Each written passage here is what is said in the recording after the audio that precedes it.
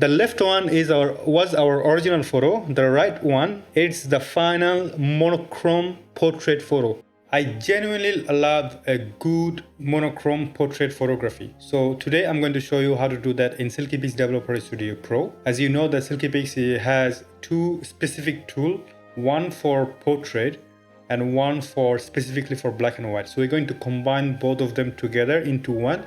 I'm going to show you how to do that professionally. So let's jump into it right now. Now, before I jump into this tutorial, I'd like to insist that if you could like and subscribe this channel, and specifically if there are many Silkypix Developer Studio Pro users out there who are looking for tutorials, it will help them a lot as well if you share this tutorial in different forums. So let's jump in. So this photograph is already nice and well exposed, but in my taste is a little bit of underexposed. So we can work on the exposure first, but before I touch the exposure, we're going to start with the lens correction, because that's very important, specifically for the portrait photography, because you don't want to have any kind of weird distortion. I'm going to turn on the lens profile, and if you're not familiar with the lens, like you don't know what kind of lens you're using, you can always check it into the information exif file. For instance, this is a 5D Mark II and the lens is a 50mm STM. So we can go to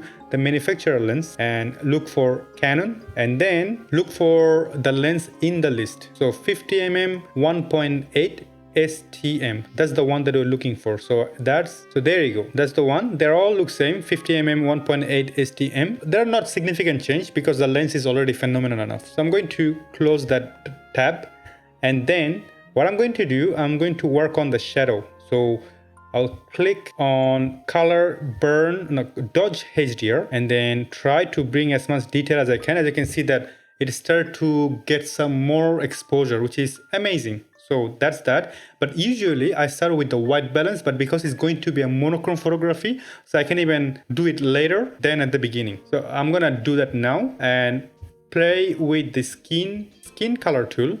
Click it and look at that. It's really nice, warm and vibrant. I already love even the color version of this photo. I'm a big fan of it already.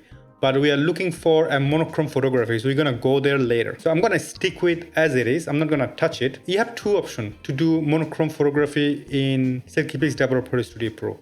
You can start with turning down the saturation all the way. I'm gonna go back. You can turn on the monochrome controller like that, and you can start from there. So we're not gonna do that either. I like to select the specific monochrome profile. So I'm gonna click monochrome and then try between those two which one is working for me. In this case, I like the second one because it's more punchy, it's more vibrant. So I like it. Check my highlight warning and see if any part of the skin on the face is clipping. So in this case, the face is well protected. There's a touch clipping on the finger, but that's fine, we can let it go. Our priority is the face.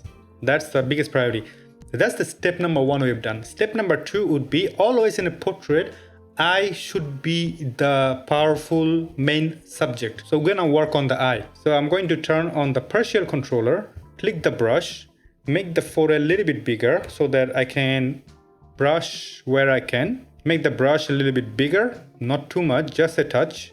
Make the feather better. Test a little bit more small and then just do a swipe, a quick soft swipe. Reduce the lightness because you don't want to have aggressive light. You want to have a nice and subtle, otherwise you look like a ghost, which is not very nice. So that's step number one. We have to work on the one eye, but there is other eye under the arm, so we're going to work on that. So I'm going to make the brush, select the brush, make the brush even smaller, let's say about 70, that should be fine. Make the feather even bigger, and this is a tricky part because brush has to be perfect. So as you can see, it worked perfectly. I'm going to reduce the light quite a bit, doesn't look ugly.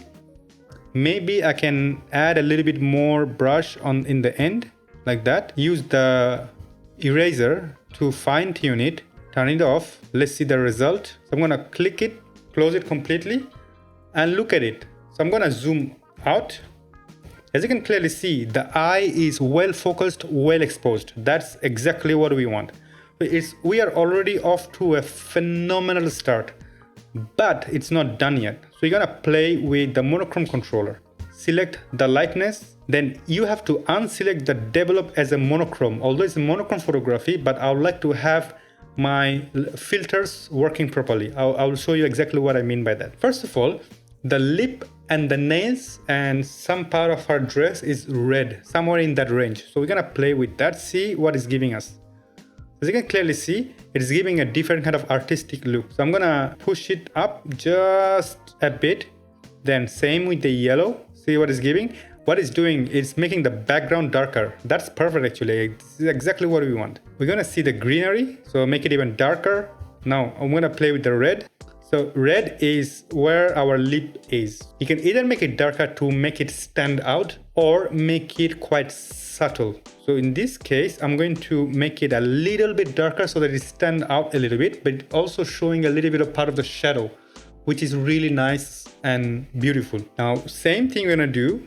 Test with the other sliders, see if there is any impact on that. I'm going to raise orange slider, right? Because reducing it is giving one kind of look which I like, but I would like to make the photo standing out quite a bit.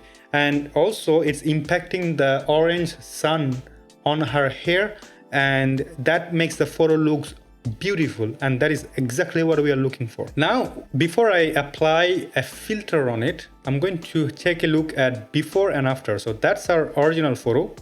It's underexposed but beautiful photo, and that's after converting to black and white. Because it's a sun, I like a really nice orange yellowish sunset look, even if with the monochrome. So I'm going to turn on my filter. Immediately it applied a red filter, so we don't want that. So we're gonna go to orange and then reduce the depth quite a bit and play with the hue. Let's see where it's getting us. What I'm going to do, I'm going to make it a bit more orange look. Isn't it amazing? The only thing is bothering me is that the top part of the photograph, so I'm going to crop a little bit. So I'm going to pull it down just above our hand, and same I'm gonna go with the bottom, and then I'm gonna close it. Isn't this amazing? This photo is beautiful, the subject is already beautiful, and this edit with monochrome controller, the photograph became even better. Now, final thing is that we're going to play with a little bit with the portrait beautification. So in portrait beautification, what I can do, I can zoom in quite a bit. In this case, I have to turn on my sharpness and do the noise reduction, because sharpness and noise reduction is important for the raw photo. But problem is that when it comes to portrait photography, it brings back a lot of imperfection of a subject. It makes it look really harsh and not so smooth. So especially look at her around her eye.